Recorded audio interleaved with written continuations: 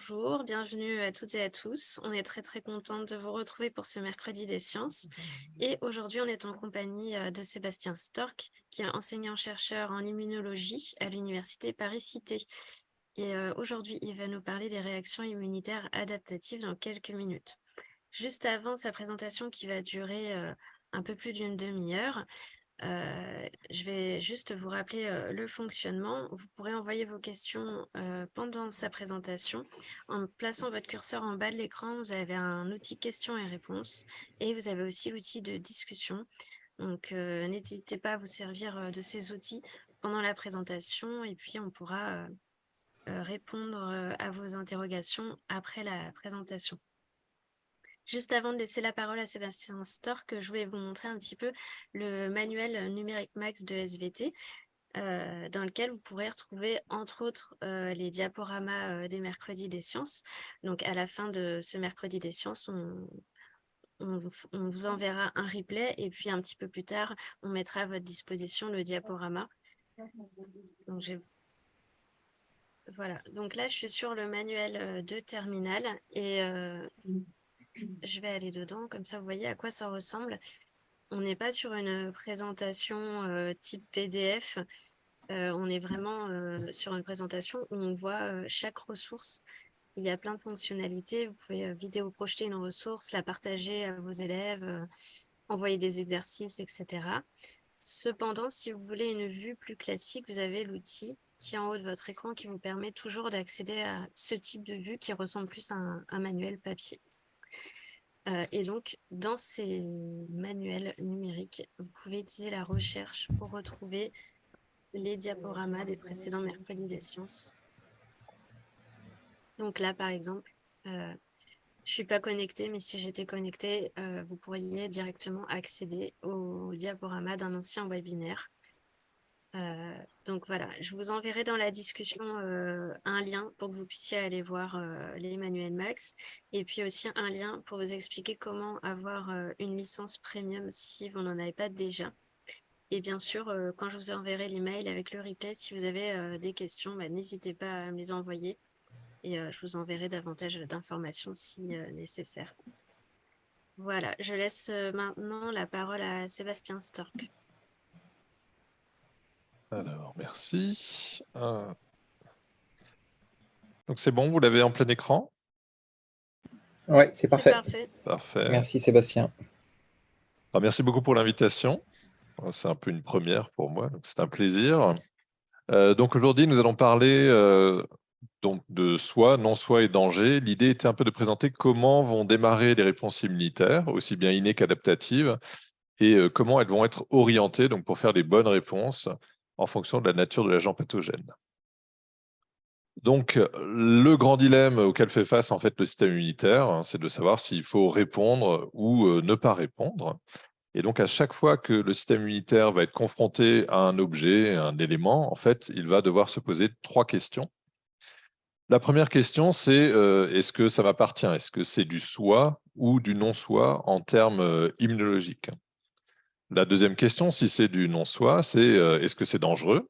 Et donc, c'est la réponse à ces 2 questions qui va conditionner le fait qu'il y ait ou pas une réponse qui soit enclenchée. Alors, ça ne suffit pas. Si c'est du non-soi et que c'est dangereux, la troisième question, c'est de quoi s'agit-il? Est-ce que c'est un virus, une bactérie, un champignon, un helminthe? Et ça, c'est très important parce que cela va déterminer la manière dont je vais répondre, sachant que, évidemment, les armes immunitaires contre les virus seront généralement parfaitement inefficaces contre les helminthes et réciproquement. Donc, dans un premier temps, on va voir comment le système immunitaire inné répond à ces 3 questions. Ensuite, on verra quel est le problème du système adaptatif, du fait de la nature de ces récepteurs, qui fait qu'il ne peut pas répondre à ces questions tout seul. On verra ensuite la solution à cette question, donc comment sont initiées et orientées ces réponses adaptatives. Et on terminera en quelques minutes par discuter de l'impact clinique en fait, de ces notions de soi, non-soi et de danger, en particulier pour la vaccination. Alors, on commence par le système inné et en l'occurrence, la manière de détecter le non-soi est assez simple, hein. C'est comme on peut le voir sur l'image, même quand il y a un intrus qui ressemble assez fortement ici à l'hôte, En fait, il y a des critères assez simples pour le démasquer. En l'occurrence, hein, s'il y a un bec et des plumes, je sais que c'est un oiseau. Si je suis un chat, l'oiseau, c'est du non-soi. Donc, c'est aussi simple que ça. En fait, on dispose de tout un tas de récepteurs qui s'appellent les Pattern Recognition Receptors, donc PRR, qui ont été sélectionnés au cours de l'évolution pour détecter des grandes catégories de molécules qui sont caractéristiques de telle ou telle classe d'agents pathogènes, ce qu'on va appeler des PAMP, pour Pathogen Associated Molecular Pattern, ou plus généralement de MAMP, pour microbial. Donc en fait, ces PRR, quand ils vont détecter des PAMP, ils vont immédiatement donc savoir qu'il s'agit de non-soi, et en plus, ils sauront de quelle catégorie de non-soi il s'agit. Ils sauront si tel ou tel PRR a été activé, ça signalera qu'il y a un virus, une bactérie, un helminthe. Alors la stimulation de ces récepteurs par les PAMP va enclencher la réponse immunitaire innée, donc immédiate, avec par exemple l'activation de la phagocytose, la sécrétion de cytokines antivirales, et puis au bout de quelques heures, enclenchement de la réaction inflammatoire, qui va permettre de recruter localement plus d'acteurs du système immunitaire pour donc amplifier cette réponse innée immédiate. Donc, en pratique, ce qui est assez fascinant, c'est qu'au cours de l'évolution, finalement, on a sélectionné des récepteurs qui sont capables de détecter vraiment toutes les grandes catégories de molécules qui sont caractéristiques des différentes classes d'agents pathogènes. Donc, je vais vous en présenter quelques exemples avec à chaque fois un degré, disons, de subtilité croissant. Alors, le cas le plus simple, c'est quand les récepteurs détectent des molécules très conservées évolutivement et qui sont strictement absentes de l'hôte. Donc, les exemples classiques, c'est tous ces constituants ici, des parois bactériennes, des membranes bactériennes, peptidoglycanes, lipopolysaccharides, flagellines. Ça, c'est typique de bactéries, c'est absent du soi. Et on dispose de récepteurs à la surface des cellules de la famille TOL, les TLR, pour Toll-like receptors, qui vont détecter certains de ces constituants. On dispose aussi à l'intérieur du cytosol de récepteurs de la famille NOD, qui vont s'appeler les NLR, pour Node-like receptors, qui eux aussi vont détecter certains de ces constituants. Alors, je vous montre un bref aperçu de la structure de ces récepteurs, pas juste parce que c'est joli, mais parce que ça va nous servir après pour discuter un très bel exemple de convergence évolutive.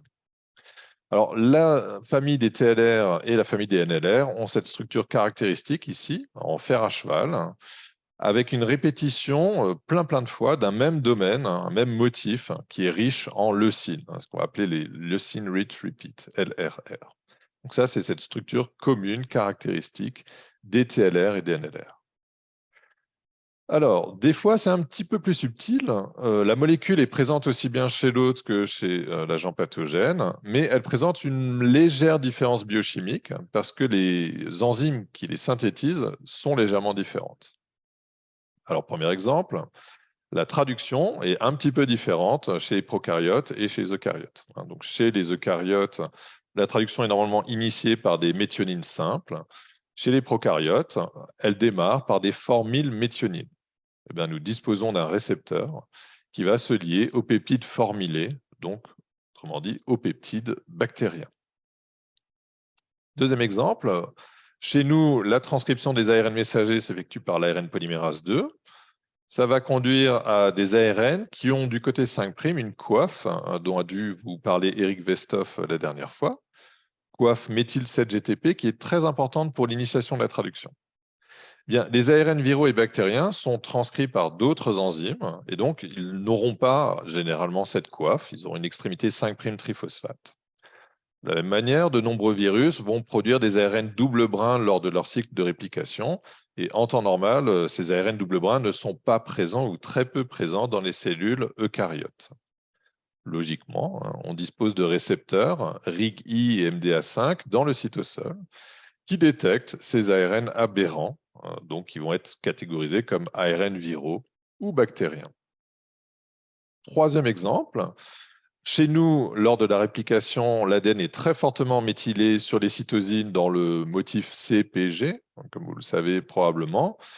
Eh bien, ce n'est pas le cas chez les bactéries. Et donc, on dispose dans nos endosomes d'un récepteur de la famille TOL, TLR9, qui reconnaît l'ADN non méthylé, donc qui est typiquement de l'ADN bactérien. Donc, comme je l'ai dit, c'est encore plus subtil parfois, c'est-à-dire que des fois, la molécule est strictement identique, il n'y a pas de différence entre l'hôte et l'agent pathogène. Ce qui va différer, c'est sa localisation. Et là, l'exemple vraiment typique, c'est l'ADN, qui chez nous est cantonné évidemment dans le noyau. Or, lors de cycles de réplication virale, il y aura de l'ADN viral dans le cytosol. Donc, nous avons un récepteur cytosolique qui va détecter la présence d'ADN. Il ne fait pas la différence entre l'origine de l'ADN, mais du moment que c'est dans le cytosol, ce sera considéré comme étant d'origine virale. Et donc, à nouveau, ça va enclencher une réponse immunitaire innée. Bien, donc, ces récepteurs, on a dit, ont été sélectionnés à la base pour reconnaître du non-soi. Mais on va voir qu'en fait, c'est plus subtil que ça, parce que, en fait, l'ennemi, si on peut dire, est déjà en nous. Vous savez, nos mitochondries ont une origine ancestrale bactérienne. En fait, toutes leurs molécules ont conservé ces propriétés bactériennes, que ce soit l'ADN, les ARN, les protéines. Ils sont typiquement bactériens et donc chacun d'entre eux, s'ils sont relargués des mitochondries, sont parfaitement capables de stimuler nos récepteurs immunitaires. Deuxième exemple, dans notre génome, on a quasiment une moitié de séquences répétées qui sont issues de la multiplication de séquences transposables, rétrotransposons, rétrovirus endogènes. Alors, en temps normal, ces séquences ne sont pas transcrites, elles sont réprimées. Mais dans certaines conditions pathologiques ou suite à certains traitements, elles vont se réactiver, elles vont produire des ARN qui, à nouveau, seront parfaitement capables de stimuler certains de nos récepteurs. Donc, la question qui se pose, on l'a dit, première question, y a-t-il un intrus? On a vu comment les PRR distinguent la présence d'intrus, mais ça ne suffit pas. Parce que, par exemple, dans notre flore commensale, on a à peu près autant, voire plus de bactéries commensales que de cellules dans notre propre corps. Et on ne veut pas en permanence faire des réponses très fortes contre ces commensaux. Donc, la deuxième condition pour déclencher une réponse, c'est cet intrus, est-ce qu'il est dangereux? Est-ce qu'il est pathogène? Donc, si on prend notre analogie, s'il y a du sang, il y a des touffes de poils qui volent partout, on saura tout de suite ici que l'intrus est moyennement sympathique. Ça va être la même chose dans notre corps. Si les cellules sont attaquées par un agent pathogène, elles vont être stressées ou mourir, et donc elles vont relarguer des signaux qui indiquent des dommages, ce qu'on va appeler des DAMP, pour Damage Associated Molecular Pattern, qui à nouveau vont se fixer sur des PRR ou d'autres récepteurs. Et donc c'est la combinaison PAMP et DAMP qui signale un danger et qui va autoriser le démarrage d'une réponse immunitaire. Alors concrètement, ces DAMP, de quoi s'agit-il? Les premiers des DAMP, c'est ceux dont on vient de parler. Ce sont des constituants des mitochondries qui seront relargués si, par exemple, des mitochondries explosent ou en cas de mort cellulaire sous certaines formes, le contenu mitochondrial va être déversé et reconnu par des récepteurs. Deuxième type de grand type de signal de danger, c'est l'ATP extracellulaire, à nouveau, lorsqu'il est libéré en particulier des mitochondries, ou des protéines nucléaires qui n'ont rien à faire en dehors du noyau, comme HMGB1 ou ce qu'on appelle une alarmine, l'IL-33. Donc, toutes ces molécules qui signalent la présence de dommages de cellules, de DAMP, vont se fixer à des récepteurs et conjointement au PAMP vont agir comme des signaux de danger qui vont induire une sécrétion de cytokines, une réponse inflammatoire. Donc tout le problème, c'est que dans certaines conditions, ces signaux de danger peuvent être beaucoup trop forts. Alors par exemple, suite à un sepsis, où il y a vraiment une stimulation très forte, une forte multiplication de l'agent pathogène, ou par exemple, suite à un traumatisme stérile très important, suite à un accident de voiture, il y a énormément de cellules qui vont mourir, on va relarguer énormément de signaux de danger, et dans ce cas-là, malheureusement, on peut déclencher ce qu'on appelle un orage cytokinique, avec une sécrétion massive de cytokines inflammatoires, qui, hélas, sont assez souvent létales. Donc, petite diapositive de bilan pour faire le point sur ces signaux de danger qui sont donc les PAMP et les DAMP, et sur le fait qu'en fait, même pour le système inné, la frontière entre le soi et le non-soi, elle est assez poreuse pour des raisons évolutives. Deuxième commentaire, les récepteurs immunitaires, ils sont distribués en fait sur la plupart des cellules. C'est-à-dire que les cellules épithéliales, au niveau de l'intestin, du poumon, mais aussi des neurones et plein d'autres cellules, vont exprimer certains de ces récepteurs innés. Et en fait, la réponse immunitaire, elle est déclenchée conjointement en fait, par un peu toutes les cellules du corps, hein, pas du tout uniquement par les cellules immunitaires. Enfin, troisième commentaire, il y a une forte conservation phylogénétique de cette immunité innée. Certains de ces récepteurs, comme les récepteurs TOL, sont déjà présents chez les insectes. Pour les NLR, ils sont même présents chez les plantes. Et il y a une publication qui a montré il y a 2-3 mois qu'il y a même des NLR chez les prokaryotes pour lesquels ils servent à la détection des phages, par exemple. Donc, très, très forte conservation phylogénétique de ces récepteurs. Voilà, alors ça, c'est exactement l'inverse de ce qui se passe avec le système adaptatif, qui lui est un système fondamentalement différent qui fonctionne sur la base du hasard. Et on va voir quelles sont les conséquences de ce hasard. Alors, un petit rappel très rapide, les récepteurs de l'antigène, qu'est-ce que c'est? On a le BCR pour les lymphocytes B, qui va se lier directement à l'antigène, et qui, après stimulation et différenciation en plasmocytes, va être sécrété sous forme d'anticorps. Deuxièmement, on a le TCR, le récepteur des cellules T. Alors, deux catégories. Le TCR des lymphocytes T CD8 va reconnaître des peptides présentés par le SMH de classe 1. Donc ça, en gros, c'est un système qui permet à toutes les cellules du corps de présenter aux lymphocytes T CD8 leur contenu peptidique et donc de signaler éventuellement qu'elles sont infectées par un virus ou qu'elles ont subi une transformation cancéreuse. Deuxièmement, le TCR des lymphocytes TCD4, lui, il reconnaît des peptides présentés par le CMH de classe 2, lequel a une expression restreinte aux cellules présentatrices professionnelles de l'antigène, qui sont les cellules dendritiques, les macrophages et les lymphocytes B, disons, voilà, pour simplifier. Donc ce système a une fonction différente. Le CMH de classe 2 va permettre à ces cellules spécialisées de signaler aux lymphocytes TCD4 la nature des antigènes qu'elles ont prélevés à l'extérieur de ces cellules, donc soit par phagocytose, soit par endocytose via le BCR. Donc c'est un peu deux philosophies différentes, même si dans chaque cas, il s'agit de TCR, récepteurs des cellules T. Alors la diversité de ces récepteurs, elle est incommensurable. Là, je vous ai juste représenté brièvement une expérience historique très classique, celle de Landsteiner, oui, ce n'est pas très récent. Il avait montré qu'on peut immuniser des animaux avec des aptènes, donc des toutes petites molécules chimiques artificielles qui n'existent pas dans la nature, ici sulfonobenzine. Les animaux sont parfaitement capables de sécréter des anticorps qui reconnaissent ces molécules artificielles pour lesquelles il n'y a aucune raison d'avoir sélectionné des récepteurs puisqu'elles n'existent pas de base. Deuxièmement, ces anticorps ont une spécificité très fine. Ils vont faire la différence, vous voyez, entre ces deux structures chimiques quasiment identiques. Et donc ça suggère que le répertoire, c'est-à-dire l'ensemble des spécificités de BCR ici, est quasiment infini. Et de fait, aujourd'hui, avec les techniques modernes, quand on séquence des millions de lymphocytes différents, on va voir que pour les lymphocytes B naïfs, on trouve jamais deux fois la même séquence. Ils sont tous différents. La diversité du répertoire dépasse largement le milliard. Donc, vous connaissez certainement l'origine de cette diversité, donc je vais aller relativement vite. C'est le principe d'abord du tirage du loto, une diversité combinatoire. Le TCR comme le BCR sont codés par des segments de gènes, V, D et J, qui, de manière totalement aléatoire, vont se recombiner, se réarranger, grâce à une enzyme qui s'appelle la recombinase RAG1, RAG2. Donc, on a une diversité combinatoire, comme j'ai dit, sur le principe du loto. Alors, ce n'est pas tout. Il y a une diversité encore supplémentaire qui est apportée ici au niveau des jonctions entre segments, entre les segments V, D et J.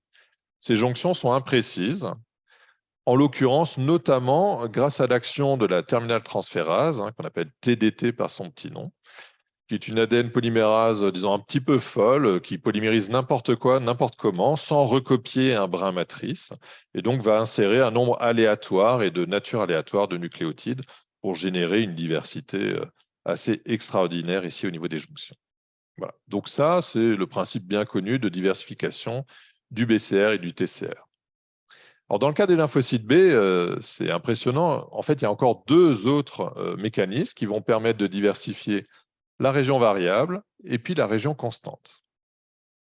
Le premier mécanisme permet de générer plus de diversité de la région variable qui reconnaît l'antigène. Il est basé sur AID, à nouveau une enzyme assez surprenante, qui s'appelle Activation Induced Cytidine Deaminase.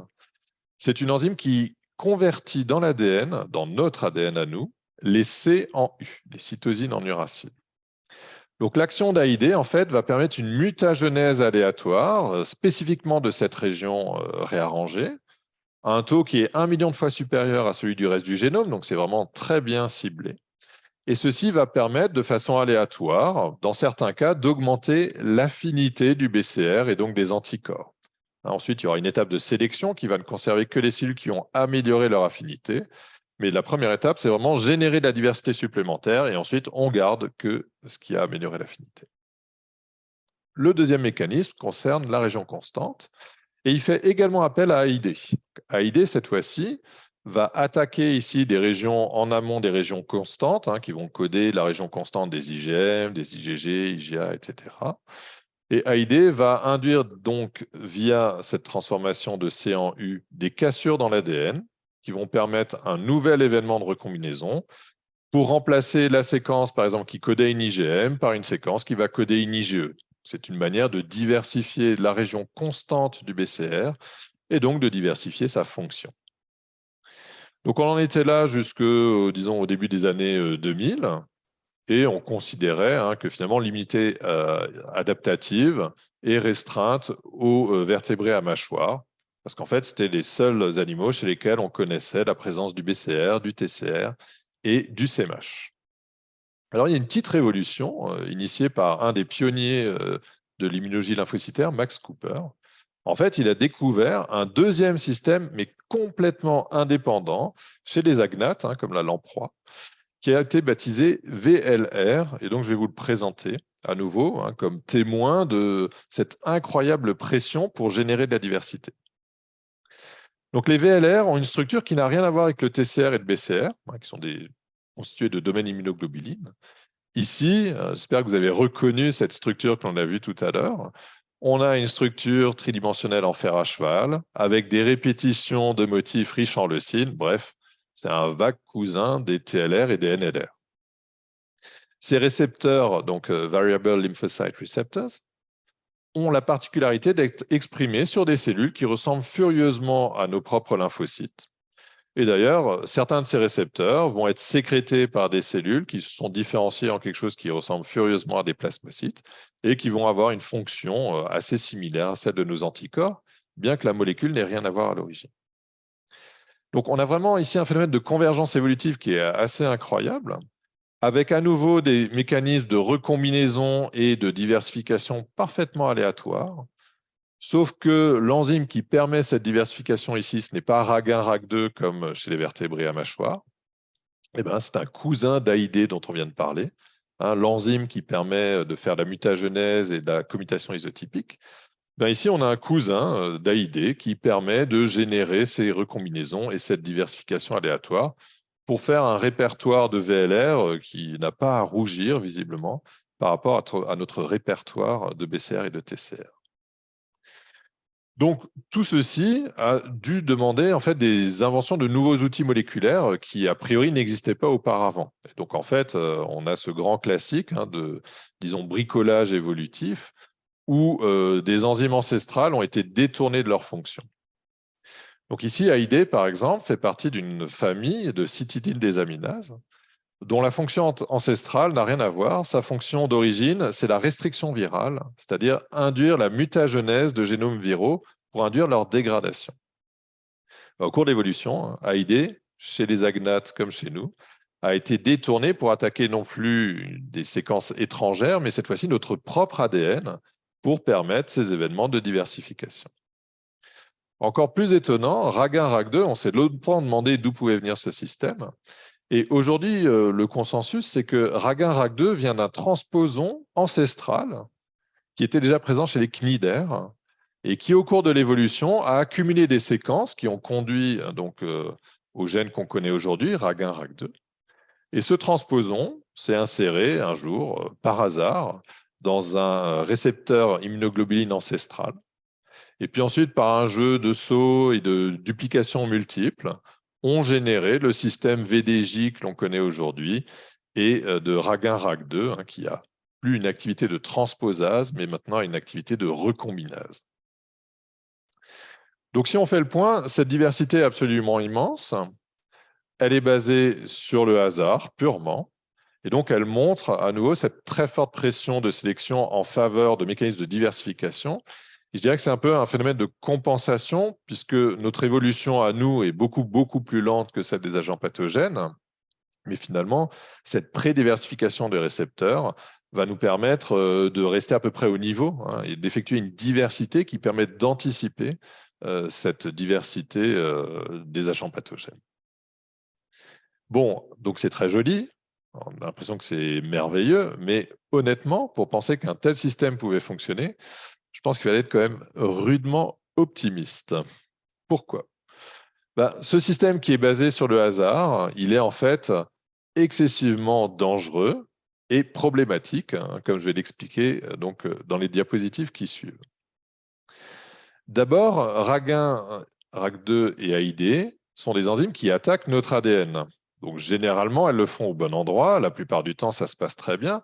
Le problème, c'est qu'on génère des milliards de lymphocytes tous les jours et forcément, de temps en temps, ces enzymes tapent à côté dans d'autres endroits.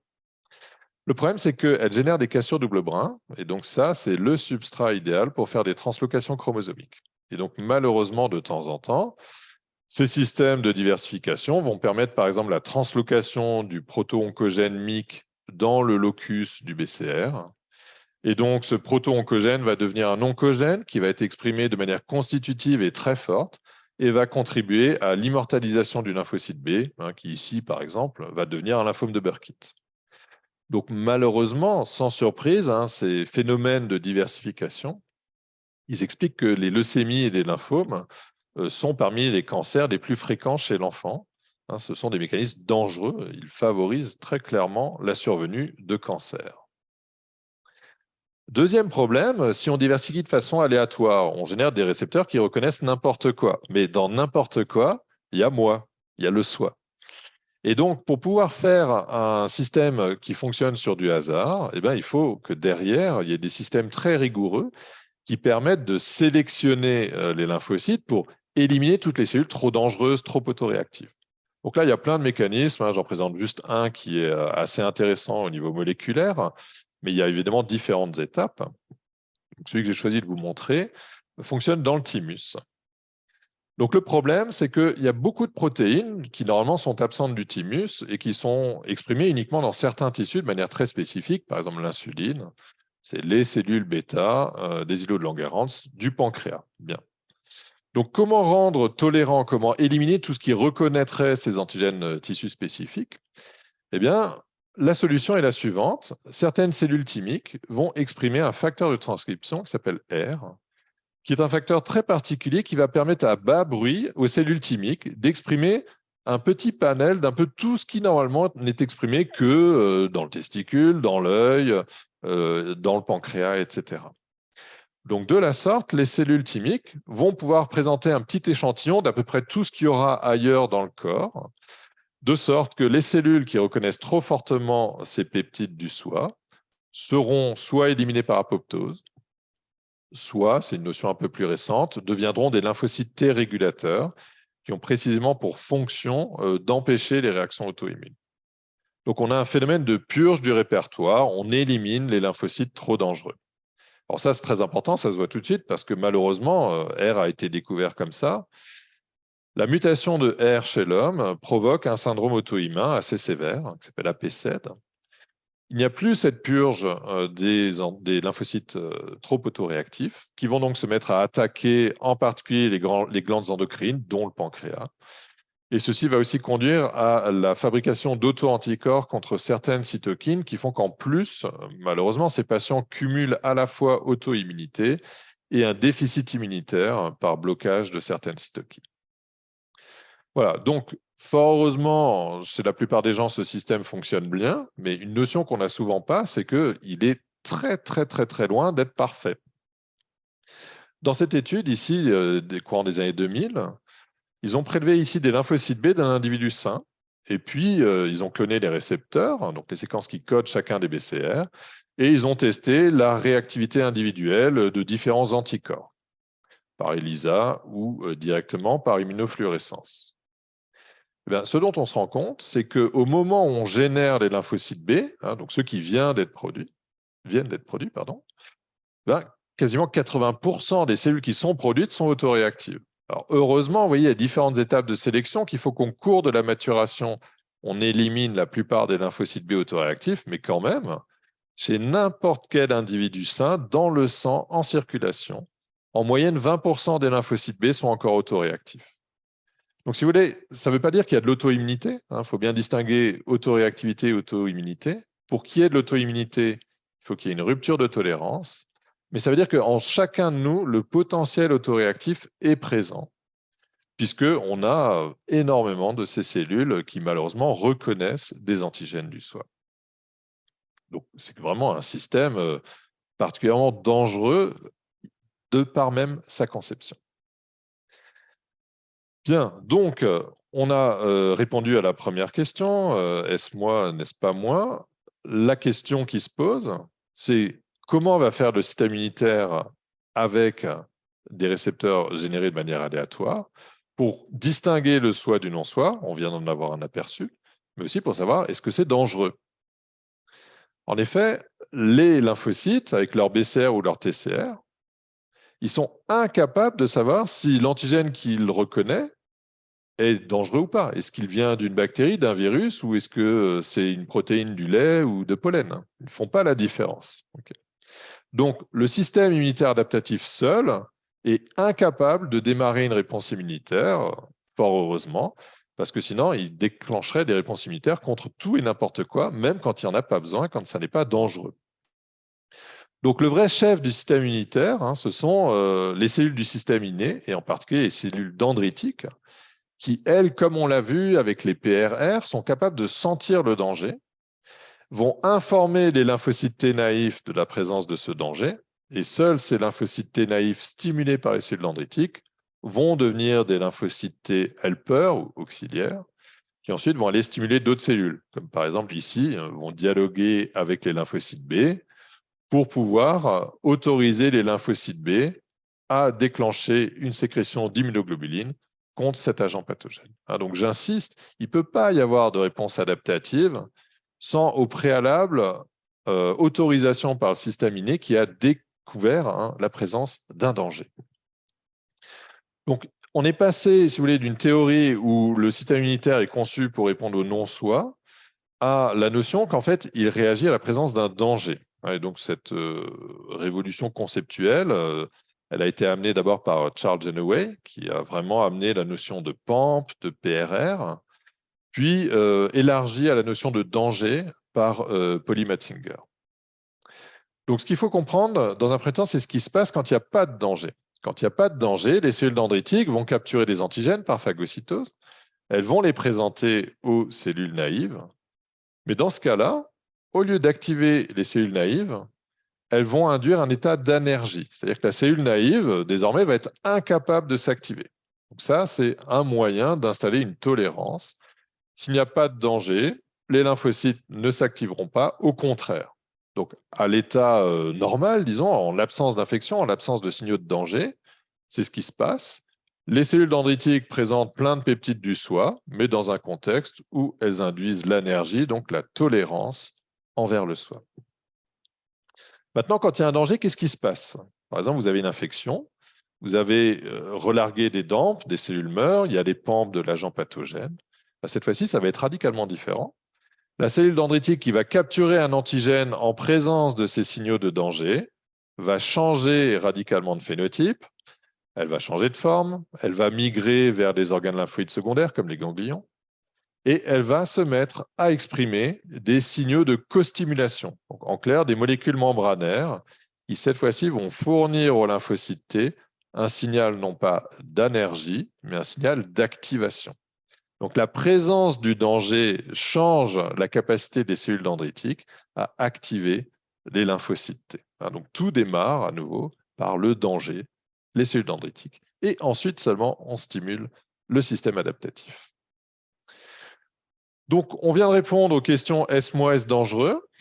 reste à savoir comment le système adaptatif peut savoir comment répondre. Hein. Est-ce que ce que je détecte, c'est un virus ou un helminth?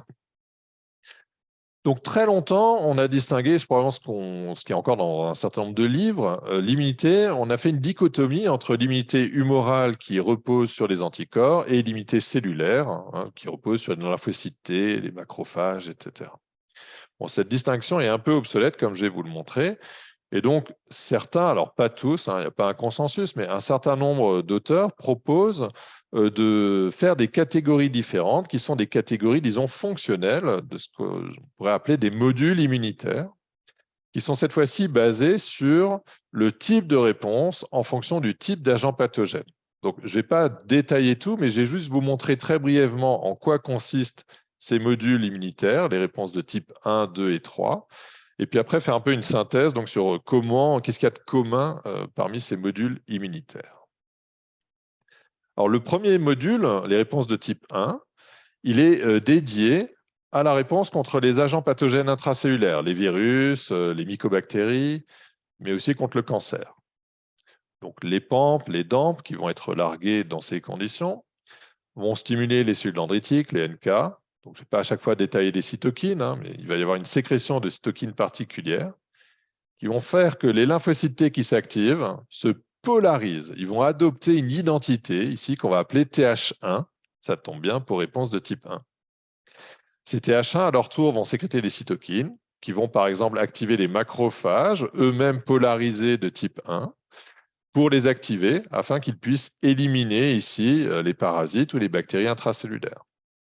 Ces lymphocytes T, TH1 vont stimuler les réponses cytotoxiques pour que ces cellules cytotoxiques puissent tuer, induire l'apoptose des cellules infectées par un virus ou des cellules cancéreuses. Voilà. Donc ça, ce sont les réponses de type 1.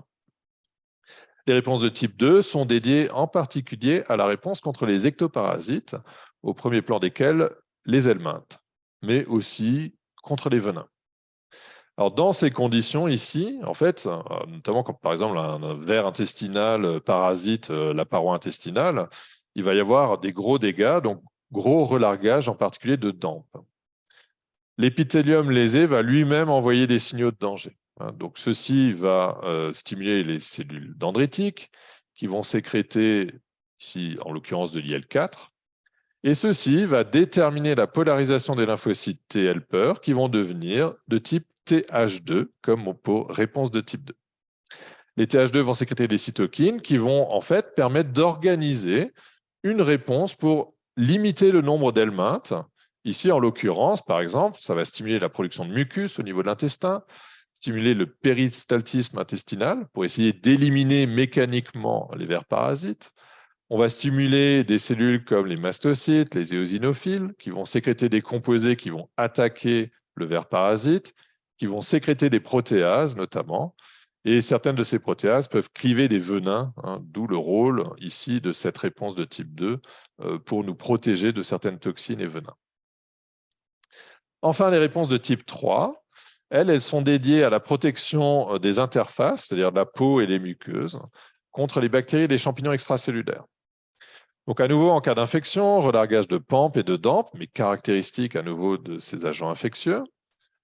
Polarisation des cellules T, alors là, désolé, elle ne s'appelle pas TH3, mais TH17, hein, c'est historique, c'est comme ça, parce qu'elle sécrète de l'IL-17.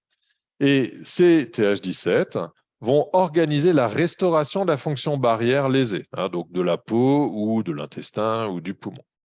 Alors, typiquement, hein, il va y avoir recrutement de très nombreux neutrophiles qui vont venir phagocyter ces agents extracellulaires pour les éliminer. Stimulation de la sécrétion de peptides antibactériens par les cellules épithéliales. Ces défensines vont tuer les champignons ou les bactéries. Stimulation de la prolifération des cellules, c'est important à nouveau pour restaurer la barrière, hein, pour restaurer l'intégrité ici de mon épithélium. Alors, les caractéristiques communes sont les suivantes. Dans tous les cas, le danger, il est détecté, on l'a dit, par les cellules du système inné, ce qui va permettre la maturation des cellules dendritiques. Donc ça, c'est commun à absolument toutes les réponses. Deuxièmement, la classe de l'agent pathogène est identifiée par les récepteurs de l'immunité innée, et ceci va déterminer quelles cytokines sont sécrétées. Cytokines sécrétées par les cellules dendritiques, mais aussi par les épithélias, par les autres cellules de l'immunité innée. Le cocktail de cytokines qui est sécrété à ce moment-là va déterminer la polarisation des lymphocytes T. Ils vont devenir helpers, mais helpers de type 1, 2 ou 17, d'accord, au sein des organes lymphoïdes secondaires. Puis ces cellules vont quitter le ganglion, par exemple, pour rejoindre l'endroit où il y a l'infection. Et ils vont à leur tour sécréter des cytokines qui vont organiser une réponse adaptée contre une bactérie, contre un helminthe, contre un champignon, etc. Donc c'est vraiment des modules immunitaires qui sont dédiés à une réponse contre un certain nombre d'agents pathogènes. Alors, notre réponse humorale avec les anticorps, comment elle se positionne par rapport à ça? En fait, elle ne s'oppose pas à ces réponses, elle se superpose. En l'occurrence, ça vraiment c'est une notion très récente. À chaque fois que vous allez avoir une réponse de type 1, 2 ou 3, à chaque fois que vous faites des TH1, vous allez faire en même temps des T qu'on appelle helpers folliculaires, qui sont les lymphocytes T chargés d'aider la sécrétion des anticorps par les lymphocytes B. Simplement, si vous faites une réponse de type 1, vous allez avoir des TH1 et en même temps des TFH1 qui vont aider les lymphocytes B, mais à sécréter certaines classes d'anticorps. On va diriger la commutation isotypique, par exemple pour produire des IgG1 et des IgG3, qui vont être utiles dans les réponses de type 1, parce qu'ils vont stimuler la cytotoxicité des NK. Dans les réponses de type 2, on va faire des TFH2, qui vont permettre la sécrétion d'IgE. Les IgE vont stimuler les mastocytes, les eosinophiles, qui aident à combattre les helminthes, etc., etc. Donc, la réponse humorale, elle intervient finalement en parallèle de chacun des types de réponses. Et les anticorps vont contribuer aux réponses de type 1, de type 2 et de type 3. Ce n'est pas un autre type de réponse, c'est vraiment quelque chose en parallèle qui aide chaque classe de réponse. Bien, alors, deux petites remarques intéressantes, à mon avis, donc, sur ces modules immunitaires. La première, c'est qu'il y a un contrôle transcriptionnel. Donc, ce que fait l'environnement cytokinique, c'est de faire que lors de l'activation des lymphocytes T, ils vont activer un facteur de transcription particulier, peu importe lequel, mais ce facteur qu'on appelle facteur de lignage va déterminer l'identité. Dire que voilà, ça va devenir un TH1 qui va sécréter tel type de cytokine et pas les autres. Deuxième notion intéressante, parce que là aussi c'est une notion assez récente en immunologie, les gens se sont rendus compte qu'en fait, il y a des cellules qui ressemblent furieusement au TH1, au TH2, au TH3, qui expriment les mêmes facteurs de transcription, qui sécrètent à peu près les mêmes cytokines, mais, bien qu'étant des lymphocytes, ils n'expriment pas de TCR. Ceci a été appelé des lymphocytes innés, ou Innate Lymphoid Cells, ILC. Donc ça a été une découverte finalement qui a à peu près une dizaine d'années. En fait, on connaissait déjà l'équivalent des ILC depuis très longtemps, ce sont les cellules NK. Les cellules NK, c'est le cousin germain des lymphocytes T cytotoxiques. Ils expriment le même facteur de transcription, sécrètent les mêmes enzymes, etc. Mais ils n'ont pas de TCR. Voilà, les ILC, c'est l'équivalent des NK pour les lymphocytes cytotoxiques, mais pour les lymphocytes T helper. Donc ces cellules, on ne connaît pas encore tout d'elles. On sait que c'est plutôt donc de l'immunité innée, parce qu'il n'y a pas de récepteur adaptatif. Elles sont prépolarisées, ce sont directement déjà des ILC 1, 2 ou 3, elles sont localisées dans les organes. Elles vont participer plutôt aux phases précoces de la réponse, parce qu'elles sont immédiatement disponibles pour sécréter des cytokines, et elles vont participer à la polarisation. En sécrétant certaines cytokines, elles vont aider les lymphocytes T à devenir TH1, TH2, TH17. Voilà, donc ça, c'est une notion assez récente, et à nouveau qui n'était absolument pas attendue, même si on connaissait les NK depuis longtemps. Donc, le bilan sur l'initiation et l'orientation des réponses adaptatives, je dirais que le message clé, c'est qu'à nouveau, rien ne se fait sans le système inné. C'est lui qui détecte le danger, donc c'est le seul qui permet d'autoriser une réponse adaptative à se mettre en place. Deuxièmement, finalement, qu'est-ce que c'est que l'immunité adaptative? C'est quand même avant tout un moyen de stimuler plus l'immunité innée. On l'a vu tout à l'heure, mais ce que vont faire les lymphocytes T helper et les anticorps, c'est quand même avant tout, pas uniquement, mais avant tout, par exemple, de stimuler la phagocytose, de stimuler la dégranulation par les mastocytes. Donc, ce n'est pas quelque chose de totalement nouveau. C'est comme un peu une surcouche logicielle qui a été ajoutée pour donner plus d'efficacité au système inné qui l'a précédé évolutivement. Donc clairement, il y a des avantages sélectifs. Cette diversification, on l'a vu, elle est assez magique. Elle permet d'avoir une spécificité très fine vis-à-vis d'un agent pathogène en particulier. Et le corollaire, c'est qu'elle permet d'avoir une mémoire spécifique des agents pathogènes rencontrés précédemment. Mais quand même, il faut bien se souvenir que la très grande majorité des organismes sur Terre s'est très bien débrouillé depuis les débuts de la vie avec uniquement de l'immunité innée. Ils sont encore là. Donc voilà, il faut modérer l'importance de ce système adaptatif. Et deuxièmement, il faut se souvenir de tous les inconvénients qu'il présente, les risques qu'il se trompe, faire de l'auto-immunité, de l'allergie, et puis le danger qu'il pose par rapport à l'intégrité du génome, avec donc le risque de développer des cancers. Alors, on va terminer en quelques minutes sur ces aspects de soi, non-soi du point de vue médical, et notamment pour faire un petit peu le lien par rapport au séminaire précédent d'Eric Westhoff. Vous allez voir qu'il y a des choses qui se recoupent un tout petit peu. Alors, je vais aller relativement vite sur les histoires de transplantation et de tumeurs. C'est juste pour vous dire que voilà, le concept qui s'applique avec les agents infectieux s'applique aussi dans d'autres concepts, dans d'autres contextes, pardon. Donc, par exemple, en cas de transplantation, alors c'est une transplantation allogénique, donc ce n'est pas du soi. Clairement, il y a des différences liées au polymorphisme, qui font que le CMH est différent, les protéines ont des différences, donc il y a plein d'antigènes majeurs et mineurs qui font qu'il y a une histo-incompatibilité. On va essayer de la limiter pour qu'il y ait la meilleure similitude possible, mais très souvent, on est obligé de faire des greffes allogéniques. Alors, ici, il n'y a pas d'agent pathogène, donc il n'y a pas de PAMP. Alors, d'où viennent les signaux innés ?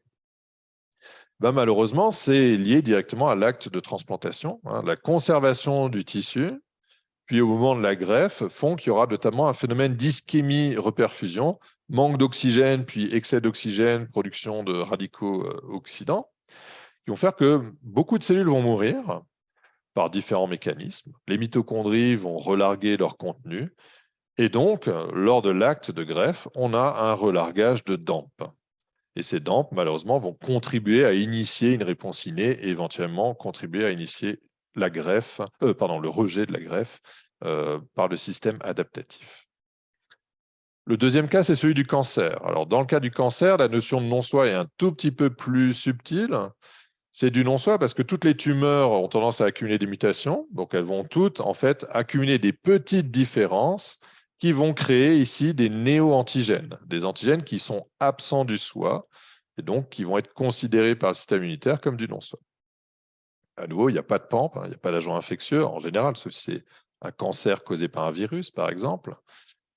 Mais il y aura des signaux de danger parce que la tumeur va subir très souvent une nécrose. Donc, il y a des phénomènes d'hypoxie, il y a des stress oncogéniques. Le fait qu'on exprime fortement des oncogènes va stresser les cellules, va changer leur métabolisme. Un paquet de cellules vont mourir et relarguer des dents. C'est encore plus vrai quand on va traiter le patient par irradiation ou chimiothérapie pour détruire la tumeur.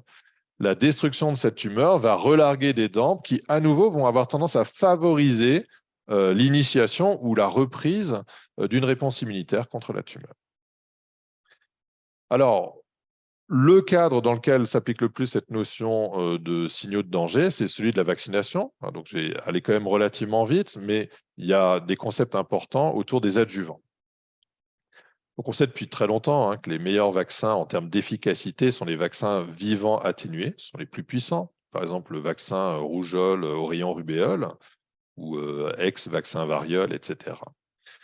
Ils ont la meilleure efficacité. Donc ça, c'est une expérience vraiment magnifique, très jolie, où des patients ont été suivis pendant des dizaines d'années après infection ou après vaccination, et on a mesuré toutes les X années, pendant 30 ans parfois, leur taux d'anticorps contre la rougeole ou le tétanos, etc.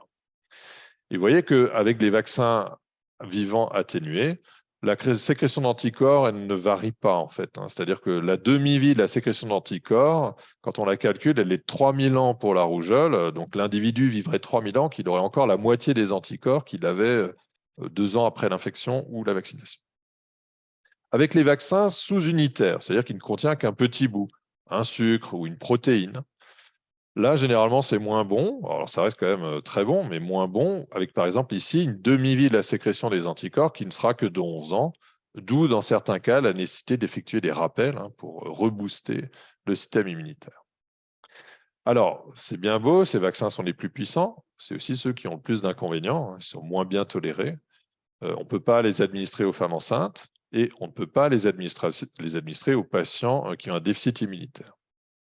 Donc tout l'enjeu, c'est de comprendre d'où vient la différence d'efficacité et éventuellement de pouvoir concevoir des vaccins sous-unitaires qui soient aussi efficaces que les vaccins atténués sans en présenter les risques. Et une des différences majeures, évidemment, c'est la notion de signaux de danger. Quand un vaccin est vivant, le virus va se répliquer. Donc, en fait, il va produire ses ARN, éventuellement double brin. Quand la bactérie est vivante, elle va sécréter certains constituants des PAMP, etc. Et donc, quand le micro-organisme est vivant, il va exprimer beaucoup de PAMP et il va forcément faire beaucoup plus de dommages que l'injection d'une simple protéine. Il y a des cellules qui vont mourir suite à la réplication du virus atténué et donc il y aura relargage de DAMP. Donc, ce qui explique, on va le voir en partie, cette différence d'efficacité, c'est le fait que ces vaccins atténués sont ceux qui fournissent le plus de signaux de danger au système immunitaire. Alors, comment on fait si on veut vacciner, par exemple, contre le tétanos, où c'est juste la toxine, donc une protéine inactivée? On l'a dit tout à l'heure, si on injecte sans signaux de danger une protéine, qu'est-ce qui va se passer? Il va y avoir généralement une tolérance. Pas de signaux de danger, pas de co-stimulation, les cellules dendritiques restent immatures. Les cellules T vont être allergiques, donc ça, c'est certainement pas une bonne manière de vacciner. Généralement, vous risquez même d'avoir le résultat inverse, d'induire une tolérance. Alors, comment ça marche quand on a ces vaccins sous-unitaires où il n'y a qu'une protéine ou un mélange de protéines? En fait, la découverte a été totalement fortuite. Donc, la première description, c'est par Gaston Ramon à l'école vétérinaire d'Alfort, je crois. Alors, lui, il immunisait des chevaux pour fabriquer des sérums antitoxines, donc antitoxines diphtériques, etc. Et il s'était rendu compte que les chevaux dont le sérum était le meilleur, donc qui contenait le plus d'anticorps, étaient les chevaux qui avaient développé un abcès stérile au point d'injection. Donc, il faisait en clair une inflammation là où il avait injecté. Et donc, il a essayé de reproduire artificiellement ce phénomène. Donc, on pense qu'il a dû injecter ce qu'il avait sur l'étagère de son bureau. Il a montré que si on injecte en même temps que le vaccin du tapioca ou de la mie de pain, on obtient le même phénomène. On a une inflammation, un abcès stérile, et ça booste le taux d'anticorps. Donc, le sérum va être de bien meilleure qualité. Bon, ça, c'était assez, disons, fortuit. Deuxième découverte fortuite, mais qui là a eu plus de pérennité, un Anglais, Alexander Glennie, lui, il voulait injecter à nouveau la toxine diphtérique inactivée. Et un des protocoles de purification qu'on fait souvent quand on purifie des protéines, c'est de les précipiter. On précipite une protéine, les autres restent en solution, donc ça aide à la purifier. Et pour ça, il utilisait des sels d'aluminium. Et il s'est rendu compte par hasard que si finalement il injectait non pas la protéine, la toxine soluble, mais la toxine précipitée, adsorbée sur les sels d'aluminium, la réponse était infiniment meilleure. Et donc à partir de ce moment-là, l'ALIN est devenu l'adjuvant qui ensuite a été injecté à des milliards d'individus. C'est devenu l'adjuvant vaccinal par essence. Alors même que très longtemps, c'est resté ce que Janeway, dont je parlais tout à l'heure, appelait le sale petit secret des immunologistes. C'était un adjuvant, mais on n'avait aucune idée de la manière dont il stimulait la réponse immunitaire.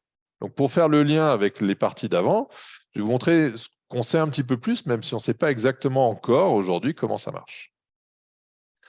Alors, l'ALIN a d'abord un effet dépôt. Donc, ça, c'est tout bête. Vous l'injectez, par exemple, en sous-cutanée profonde ou en intramusculaire. Comme c'est précipité, ça va beaucoup moins diffuser, ça va rester. Et donc, vous aurez une distribution de l'antigène qui va être très différente. Évidemment, si vous l'injectiez en intraveineux directement, l'antigène, il va se distribuer dans tout le corps, ça ne marchera pas. Voilà, donc, il y a cet effet dépôt qui a une certaine importance. L'effet qui a été découvert au cours des 10 dernières années, c'est l'effet inflammatoire qui n'était pas compris. Donc, les sels d'aluminium vont clairement avoir une certaine toxicité au point d'injection. Il va y avoir certaines cellules qui vont mourir ou être stressées, qui vont relarguer des DAMP et puis de l'acide urique, des cristaux. Ces cristaux d'acide urique et les cristaux d'aluminium vont être phagocytés par des macrophages, par exemple, mais ils ne savent pas quoi en faire. Ils ne peuvent pas les détruire, hein, c'est inerte. Ces cristaux vont rester et vont finir en fait par induire une rupture du phagosome. Et d'une manière pas forcément bien comprise, ceci va activer un récepteur de l'immunité innée de la famille des NLR. Peu importe, ça s'appelle NLRP3. Il va s'assembler en une grande structure qui s'appelle un inflammasome. C'est une structure très étudiée actuellement en immunité. Ça, c'est un signal qui va permettre la sécrétion à terme d'une cytokine inflammatoire très puissante, l'IL-1 bêta. Donc la présence des sels d'aluminium par des mécanismes assez compliqués et pas totalement compris permet d'induire la sécrétion d'une cytokine pro-inflammatoire et donc la mise en place d'une inflammation, comme le faisait le tapioca avec Gaston Ramon, comme le ferait en fait la présence d'un virus ou d'une bactérie via les PAMP et les DAMP. Alors aujourd'hui, de manière plus rationnelle, certains groupes pharmaceutiques notamment ont développé de nouveaux adjuvants en se basant de manière plus rationnelle sur la connaissance de ces récepteurs de l'immunité innée. Et donc typiquement, certains des nouveaux adjuvants vont contenir des dérivés du lipopolysaccharide pour activer un récepteur TOL, de l'ADN non méthylé pour activer un autre récepteur TOL, etc. Et donc, derrière ça, il y a l'idée de construire des vaccins plus sûrs parce qu'il n'y a pas la partie pathogène, il n'y a que les sous-unités protéiques, mais d'amplifier la réponse humorale, de permettre les réponses cellulaires, et puis, si on choisit bien notre adjuvant, d'arriver à orienter la réponse vers un profil TH1 ou TH2 ou TH17. Et donc, par exemple, faire fabriquer des anticorps qui seront plus adaptés à l'élimination d'un ver ou au contraire à l'élimination d'une bactérie. Alors, pour finir sur dernière diapositive, après ces points, j'ai fini, pour faire le lien avec le topo précédent, c'est à l'inverse, toute la bataille autour de l'utilisation des ARN thérapeutiques, ça a été d'éviter leur immunogénicité. Donc ça, je fais une mini digression avant de revenir sur le sujet. Quand il y a des ARN viraux qui sont détectés, on l'a dit, par des récepteurs TOL, des récepteurs cytosoliques, et la réponse, c'est une réponse antivirale. Donc concrètement, les cellules vont activer la production d'interférons de type 1, interféron bêta. Cet interféron va agir sur la cellule infectée et sur les cellules à côté, transduire un signal, et ce signal, c'est une réponse transcriptionnelle qui fait que la cellule va se mettre à produire plein de protéines, un programme très bien caractérisé, de gènes stimulés par l'interféron. Or, qu'est-ce qu'ils font ces gènes? Ils codent des protéines qui vont inhiber totalement la production protéique. Donc, certaines de ces enzymes vont dégrader tous les ARN messagers, que ce soit ceux du virus ou de la cellule. D'autres protéines vont bloquer le ribosome, la traduction. Et donc, si vous voulez, c'est un peu la politique de la terre brûlée, hein, c'est-à-dire que la cellule détecte qu'il y a une infection. Celle qui est infectée va avoir beaucoup d'interférons, elle va se suicider, hein, elle va arrêter totalement la synthèse protéique, elle va mourir, donc elle va mourir par apoptose. Les cellules d'à côté vont transitoirement bloquer, diminuer la traduction, et donc elles vont devenir réfractaires à l'infection. Donc, détection des ARN viraux, on arrête la synthèse protéique ou on la diminue fortement. Quel est le problème? Quand on veut utiliser un ARN thérapeutique, c'est pour produire une protéine, hein, comme dans le cas des ARN vaccinaux. Donc, les très, très grandes découvertes dont a parlé Eric Bestov, j'imagine, la dernière fois, donc avec Madame Carico et Drew Weissman, ça a été de trouver finalement des règles qui limitent la détection de ces ARN qui sont injectés dans le corps. Alors, premièrement, quand on fabrique des ARN in vitro, en fait, il y a toujours une petite partie double brin qui sont très immunogènes. Dans les protocoles de production des ARN vaccinaux, par exemple, on élimine de manière très stricte ces ARN double brin. Deuxièmement, si on transcrit un ARN comme ça in vitro, il aura une extrémité qui va rappeler celle des virus, c'est immunogène. Donc les ARN thérapeutiques sont modifiés pour incorporer une coiffe pour qu'ils ressemblent à nos ARN messagers, qu'ainsi ils ne soient pas vus par le système immunitaire. Et enfin, on modifie certaines bases, on transforme les uridines en méthylpseudoiridine. Ça va augmenter la stabilité, mais ça a aussi très nettement un effet de baisse de l'immunogénicité. Les ARN qui ont cette base modifiée sont beaucoup moins vus par les récepteurs immunitaires. Et donc, tout ça, ça permet quoi? Ça permet de faire en sorte que l'ARN qu'on a injecté, il va être traduit très efficacement et donc il va permettre de produire une grande quantité de la protéine, que ce soit une protéine vaccinale ou une protéine dans un cadre de correction d'un défaut d'expression d'une protéine. Voilà, j'en ai fini sur cette dernière diapositive. Merci beaucoup, Sébastien. Oui, Pour merci cet beaucoup. exposé incroyablement clair, alors que tu as fait un panorama quand même particulièrement large de questions Merci. en immunité. C'est passionnant. Euh, Alors, en attendant peut-être les questions, je ne sais pas s'il y en a déjà. Alors, on a 2 questions. Ouais, très bien. Alors, elles sont dans... Ah oui, dans la discussion, c'est ça, peut-être? Dans l'outil questions et réponses, on a des questions de Cédric. D'accord. Alors, question de Cédric. Comment les cellules cancéreuses sont-elles reconnues? Elles sont mutées, mais c'est du soi à l'origine. Alors, je vais peut-être reprendre du coup la diapositive. Donc déjà, la notion que le système immunitaire gère les cellules cancéreuses, c'est une très vieille idée, mais beaucoup de gens n'y croyaient pas. Et donc, la vraie démonstration est arrivée un petit peu à l'envers, hein. Ça a été la démonstration qu'effectivement, on peut très bien restimuler des patients qui ont un cancer en réactivant leur système immunitaire. Donc, comment la tumeur est perçue comme étant du non-soi? La première chose, c'est que plus une tumeur mute, mieux elle est reconnue. Donc ça se voit par exemple, les tumeurs, les cancers qui répondent le mieux aux immunothérapies, donc celles qui sont destinées à réactiver le système immunitaire contre la tumeur, c'est typiquement les tumeurs qui ont des défauts de réparation de l'ADN. Elles ne réparent pas correctement l'ADN et donc elles accumulent des taux de mutation extrêmement élevés qui font que finalement elles vont produire plein de protéines qui vont être ensuite coupées en peptides, peptides qui n'existent pas dans le soi parce que du fait des mutations, lors de la sélection dans le thymus, comme on en a parlé, ces peptides n'étaient pas présents. Donc, le système immunitaire n'a pas été éduqué pour reconnaître ça comme du soi. Donc, on n'a pas éliminé les cellules spécifiques de ces peptides mutés. La deuxième chose, c'est que les tumeurs, très souvent, vont avoir des défauts qui font qu'elles vont accumuler des transcrits aberrants. Elles ne vont pas initier la transcription au bon endroit. Elles vont avoir des défauts d'épissage. Elles vont créer à nouveau des peptides qui, normalement, n'existent pas dans une cellule saine. Et la troisième notion qui est plus récente, c'est que très souvent dans les tumeurs, il y a un effet de réactivation des éléments transposables. Et donc, ces cellules tumorales, très souvent, du fait de la dérépression d'éléments transposables, vont à nouveau exprimer tout un tas de protéines bizarres qui ne sont pas du soi parce qu'elles sont là, mais normalement, elles n'étaient pas exprimées. Et donc, le système immunitaire ne les avait pas vues au moment de la sélection. Donc, c'est considéré comme du non-soi. Et du coup, cette réactivation des transposons, elle se fait comment? Alors, elle a une origine qui est que très souvent, il y a des défauts de maintien de la méthylation dans des cellules cancéreuses. Et voilà, par différentes modifications épigénétiques, certaines cellules cancéreuses peuvent être amenées à déréprimer en fait certaines séquences, alors au niveau des centromères ou au niveau des éléments transposables. Ça, c'est une première chose.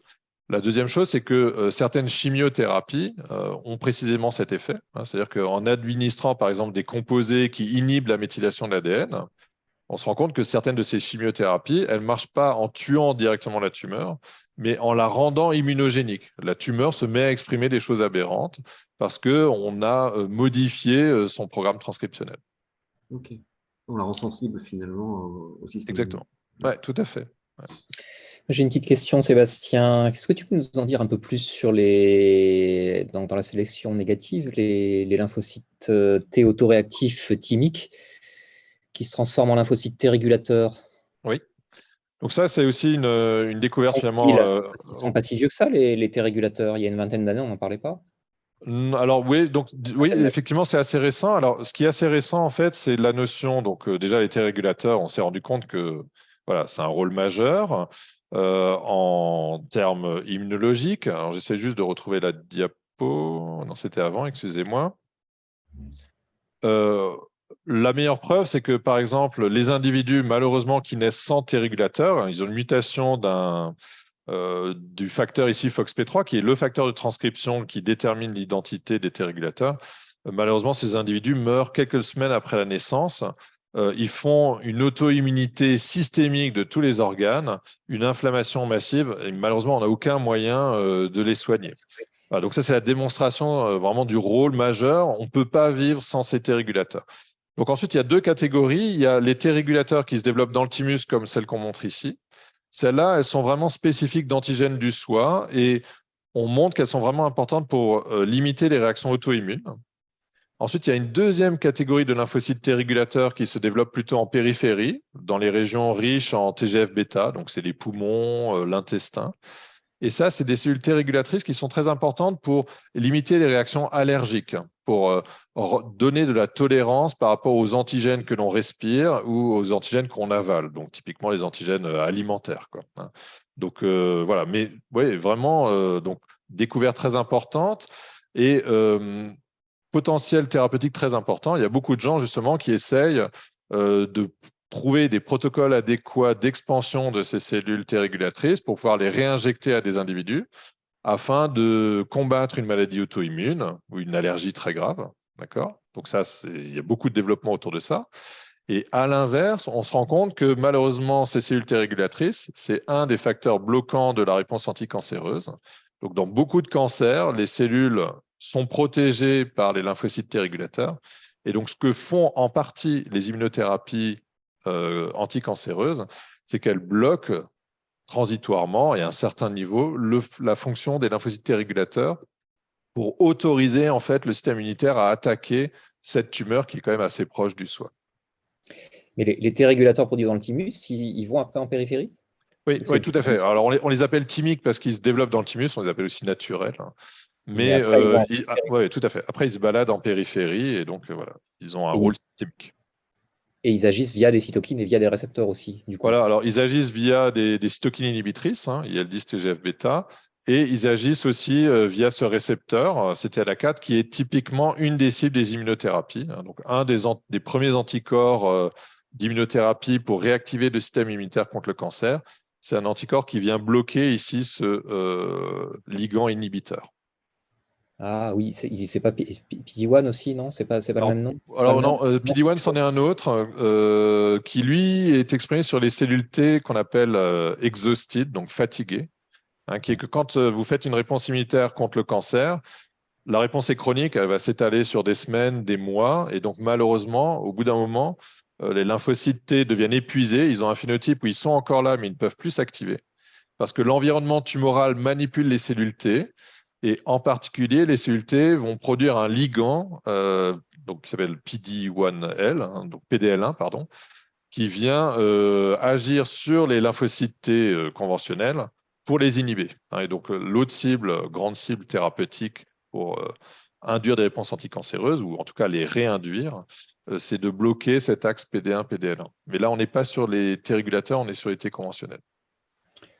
Merci. Il y a une question sur le microbiote de Erika qui demande comment est-ce que le microbiote, du coup, est-il toléré? C'est une très bonne question pour laquelle je n'ai pas totalement la réponse. Ce qui est clair, c'est qu'il faut voir du point de vue du microbe lui-même et du point de vue du système immunitaire.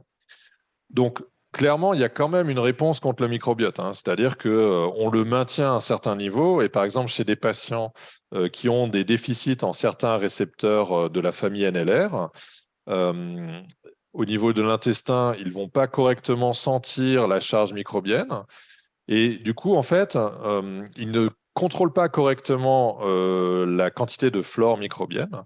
Ça va induire une inflammation très forte. C'est-à-dire que derrière, on va déclencher une réponse immunitaire adaptative. Donc, c'est ce qu'on peut trouver, par exemple, dans des maladies de Crohn, etc.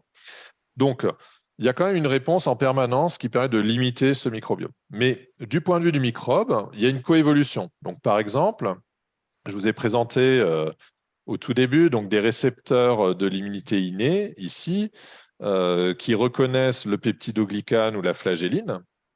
Et bien, typiquement, chez les bactéries commensales, beaucoup ont une flagelline qui a une structure qui fait qu'elle n'active pas le TLR5. Donc, au cours de l'évolution, certaines bactéries commensales ont évolué justement pour échapper en fait, au système immunitaire. La deuxième chose, du point de vue de l'organisme, on a dit qu'il faut répondre quand c'est dangereux. Donc, typiquement, une bactérie non pathogène, elle n'aura pas le même comportement agressif. Elle va être tenue à distance par le mucus, elle ne va pas forcément avoir un comportement invasif ou sécréter des facteurs qui vont induire une réponse parce qu'elles ne vont pas induire de mort cellulaire, etc. Donc, Donc, elle ne voilà. produit pas de DAMP, c'était justement un complément de Il y aura NK. moins, voilà, il y aura forcément alors, soit des PAMP modifiés qui activent moins le système immunitaire, soit moins de production de DAMP parce que comme elles n'ont pas, par exemple, de facteurs de virulence ou autre, elles vont moins induire de la mort cellulaire. Mais alors, je ne suis pas du tout spécialiste de la question, voilà, mais c'est une manière d'y répondre. Il y a Florence qui pose une question intéressante. Elle demande si, après vous avoir écouté, est-ce que donner un anti-inflammatoire à un enfant qui vient d'être vacciné est une erreur? Alors, un anti-inflammatoire, oui. Généralement, on ne donne pas d'anti-inflammatoire immédiatement après vaccination. Donc, il faut juste bien faire la distinction du coup, entre le paracétamol, qui n'est pas un anti-inflammatoire, c'est un antidouleur, un antalgique et un antipyrétique, mais il n'empêche pas l'inflammation. Au contraire des AINS, donc par exemple l'ibuprofène. L'ibuprofène. Voilà. Donc, pas rentrer dans le détail, mais si vous voulez, ils n'agissent pas sur les mêmes enzymes. Les AINS comme l'ibuprofène vont inhiber la production de lipides pro-inflammatoires. Donc, bon, il y en a plein. Et donc, ils vont vraiment limiter l'inflammation, mais plutôt à haute dose. Donc, généralement, haute dose, on utilise en termes d'antalgiques. Les AINS n'ont pas vraiment un effet anti-inflammatoire, donc généralement, ce n'est pas très grave. Mais il y a quand même, je crois, des débats sur est-ce que finalement, il faut quand même vraiment donner ou attendre post-vaccination tel ou tel composé. C'est clair que idéalement, cette réponse inflammatoire lors de la vaccination, elle est normale et elle est souhaitable. C'est-à-dire que c'est normal qu'il y ait une inflammation au point d'injection. Ça peut être normal qu'il y ait de la fièvre, hein, puisque les cytokines inflammatoires vont induire de la fièvre. Donc, il faut juste trouver l'équilibre entre ce qu'on veut et ce qu'on peut tolérer comme symptômes, et puis ce qu'on ne veut pas. Évidemment, ce n'est pas la peine que l'enfant ait 40 de fièvre pendant 3 jours. Hein. Voilà, mais clairement, la réponse inflammatoire fait partie de la réponse vaccinale normale. Sébastien. Alexandre demande si on connaît l'influence du système nerveux autonome. On sait qu'il y a un lien avec les glandes surrénales et dans l'activation et la régulation de la réponse immunitaire. Alors, c'était un champ qui avait très mauvaise presse il y a encore 10 ans, ce qu'on appelle la neuroimmunologie, c'est-à-dire les interactions entre le système immunitaire et le système nerveux, que ce soit central ou périphérique. Donc, les gens étaient très réticents à travailler là-dessus parce qu'il y a eu pas mal de, disons, mauvaises sciences dans les 80-90, etc. On parlait de l'influence du psychisme. En réalité, c'est en plein renouveau. Et voilà, nous, là, dans notre master, l'an prochain, on remet maintenant un tout nouveau module qui sera justement de neuroimmunologie. C'est quelque chose en plein développement. Donc, il y a des interactions dans les deux sens. Lors de la réaction innée, vous allez stimuler les nocicepteurs, par exemple. Donc, vous allez clairement avoir une action par la sécrétion de composés qui vont agir directement sur des capteurs du système nerveux. Vous allez agir sur le péristaltisme, etc. Et en retour, et donc toutes les réactions aussi, par exemple de grattage ou autre, tout ça, c'est clairement une interaction entre le système immunitaire et le système nerveux. Dans l'autre sens, très clairement, on sait aussi qu'il y a un retour qui fait que le système nerveux va moduler l'action du système immunitaire. Donc, par exemple, dans des expériences où on va modifier ou couper l'innervation de la rate, on s'aperçoit que la réponse immunitaire va être modifiée, etc. Donc, ce n'est pas un champ pour lequel je suis très spécialisé, mais c'est vraiment en très, très grand développement. Donc, oui, il y a des interactions dans les deux sens, très, très clair.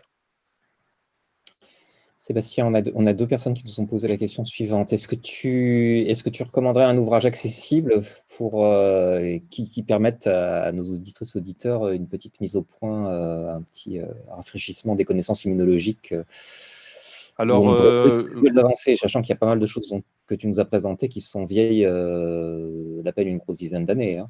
Oui, alors donc,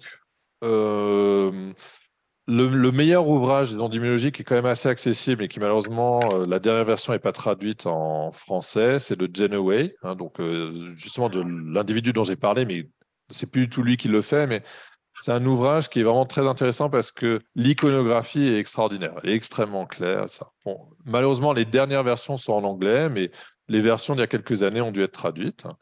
Il y a un ouvrage qui s'appelle L'immunologie de Janice Kuby, qui date maintenant quand même d'il y a 6-7 ans, mais qui a été traduit intégralement en français, qui est relativement accessible. Mais c'est quand même voilà, plus, disons, dédié à des étudiants qui sont niveau master en immunologie. Il y a beaucoup plus d'informations que ce dont vous voulez peut-être prendre connaissance. Après, il y a des ouvrages en français plus petits en ambition, plus, disons, focalisés. Il me semble qu'il y a un ouvrage des enseignants d'immunologie, donc qui est plus médical, mais voilà, ça doit se retrouver, du Collège des enseignants d'immunologie, et Un un bouquin de ouvrage. book, non? Un Pardon, bouquin tu de dis? book. C'est un bouquin de book, Alors, je pourrais, si tu veux, donc coordonné par un je Français. pourrais t'envoyer les références, hein, mais là, je les ai pas tout de suite. Ouais. Et il y a Éventuellement, le. Ouais, oui, éventuellement, on fera suivre par mail les références voilà, des livres. très bien. Mm. Voilà, donc oui, il y a des livres plus accessibles, mais c'est vrai que, euh, comme disait Stéphane, un certain nombre de découvertes sont assez récentes, disons des 10 dernières années, donc c'est clair qu'il vaut mieux quand même prendre un ouvrage un petit peu plus à jour, quoi. Voilà. Notamment tout ce qui est réponse antitumorale. Il faut vraiment avoir conscience que euh, c'est vraiment depuis 10 ans qu'on a ces traitements et que l'immunologie des tumeurs a connu un renouveau incroyable, quoi. Donc, il y a beaucoup de choses vraiment très, très, très récentes. Ouais. J'aimerais bien faire un livre de mise au point sur l'immunologie, mais le problème, c'est qu'en fait, le champ, pour faire un livre en langue française, en tout cas, c'est-à-dire avec un marché qui est quand même bien moindre que celui des bouquins en langue anglaise, le champ n'est pas encore assez stabilisé pour qu'il y ait un ouvrage de pointe qui reste quand même à la page pendant 5-6 ans, parce que c'est quand même un champ où les connaissances évoluent à une vitesse prodigieuse, non? Oui, c'est clair. C'est que par exemple, les ILC, personne ne les attendait. Voilà, c'est une dizaine d'années. Les TREG, disons une vingtaine d'années, mais vraiment toute la compréhension et tous les aspects thérapeutiques, c'est depuis une dizaine d'années. Les VLR, là dont je parlais, c'est marginal, mais c'est une dizaine d'années. Il y a quand C'est même marginal, mais c'est beaucoup, très beaucoup. intéressant. Parce qu'il Ouais. y a Olivier qui pose une question de conférence très intéressante, mais comment utiliser ça en première spé, le son immuno? Alors, c'est vrai que l'immunologie, maintenant, c'est en classe de première. Bah, bon, vous l'avez compris, l'idée de ces mercredis des sciences, c'est on est entre professionnels, c'est-à-dire qu'on s'adresse à vous, enseignants, et on vous donne des connaissances fraîches en sciences qui vont bien au-delà de ce qu'on demande aux élèves. Mais voilà, ça peut permettre toujours d'avoir un petit supplément de connaissances qui aide à répondre à certaines questions d'élèves. Et je trouve que L'idée, cette mise en perspective évolutive là sur les agnates est assez passionnante parce que ça montre bien la puissance de la convergence évolutive qu'on retrouve partout dans le vivant et c'est un exemple. Ouais, totalement. Ouais.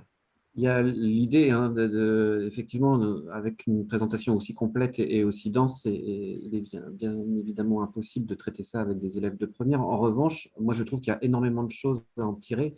Évidemment, ça demande un travail supplémentaire derrière d'extraire à l'intérieur des choses qui peuvent être utilisées et qui sont directement en connexion avec les programmes. Le gros avantage, c'est que là, on a énormément de choses très concrètes et très en lien avec les programmes qui peuvent être réutilisés. L'autre remarque que je voulais faire, que je trouve qui me parlait plus personnellement, c'était tous les liens avec l'évolution biologique en fait, qui transparaissent partout. Alors, non seulement avec l'histoire de la vie, avec ces histoires sur les vertébrés, mais même la variation-sélection, évidemment, avec cette énorme diversité, tous les moyens d'augmenter cette diversité et la sélection qui est derrière, avec l'exaptation et le bricolage évolutif, où on voit que finalement les transposons ou l'AID sont réutilisés d'une façon ou d'une autre. Et puis la non-perfection finalement de ces systèmes extrêmement sophistiqués, c'est-à-dire qu'à la fois c'est hyper impressionnant par la précision que ça a, et en même temps on voit bien qu'il y a des défauts majeurs dans le système. Donc ouais, tout ça, moi je trouve que c'est des notions qui ne sont pas du savoir et de la connaissance proprement dite, mais finalement on a des universels de la biologie qui transparaissent et qui font partie évidemment des messages qu'on peut transmettre aux élèves. Donc désolé, ce n'était pas totalement dans le cahier des charges par rapport à une utilisation directement, effectivement, en Ah première. non, non, non, mais Voilà. évidemment. L'idée était plus effectivement de montrer un peu aussi des choses récentes, parce que c'est vrai, voilà, il y a forcément des choses qui traînent parfois dans les manuels qui sont plus à jour, hein, c'est clair. Et c'était le cahier des charges était parfaitement rempli. Bah, écoute, merci beaucoup, Sébastien. On a eu une audience qui restait attentive toute la conférence. Et c'est vrai qu'on préfère faire des conférences un peu denses parce que dans les 2 fois, on a fait des conférences en 2 étapes, c'est-à-dire on a un peu décompacté le diaporama. Bah, en fait, on avait une grosse chute d'audience du premier épisode au second épisode. Mais l'année prochaine, Sébastien, on choisira un aspect particulier et tu remettras le couvert. Très bien, mais c'était un plaisir. Merci encore. Merci infiniment. Merci Merci beaucoup. beaucoup. Ouais, c'était Merci. passionnant. C'est super. Ouais, c'était très pédagogique, même quand on n'a pas de connaissances particulières dans ce domaine. Le déroulement était très clair et c'était très riche. On a eu plein de retours très positifs dans la discussion. Eh bien, tant mieux. Merci beaucoup à toutes et à tous. Merci beaucoup à vous, Sébastien Storck. Et puis, vous allez recevoir prochainement le replay de ce mercredi des sciences.